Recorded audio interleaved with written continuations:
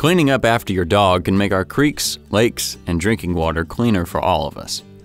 Dew, scat, droppings, pet waste, whatever you call it, your pet's business becomes everyone's business if it's not picked up and properly disposed. It's more than just a mess to avoid stepping in. It's also an environmental hazard. One dog alone may not seem like a problem, but if you consider a pack of dogs, you begin to see how pet waste can have a major impact. Montgomery has 226,646 people and approximately 52,430 dogs. Those dogs expel about 40,000 pounds of waste each day. That's the equivalent of approximately 25 dump trucks full of waste each day.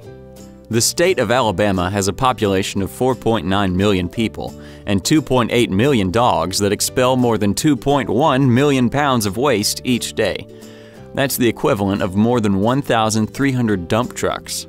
If not properly disposed of, all of that waste can end up in our creeks, lakes, and drinking water.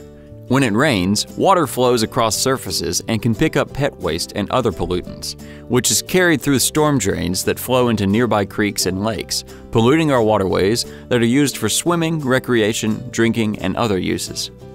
Droppings from sick pets may also contain hookworms or roundworms that can be passed on to your pet. In extreme cases, they can even be passed on to people.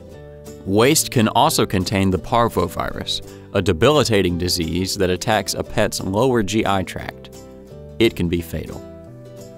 Nobody looks at a cute puppy or kitten and says, "I'm going to hurt this guy today," but by their inaction, they could be hurting them as well. A number of cities have installed pet waste stations that offer residents biodegradable, throwaway pet waste bags and public trash bins. If you're not near a pet waste station, you can purchase bags at a local store and keep them on hand. There are even bag holders that connect to your leash, so you will have them wherever you and your pet go. Cleaning up after your pet will help keep water cleaner for all of us.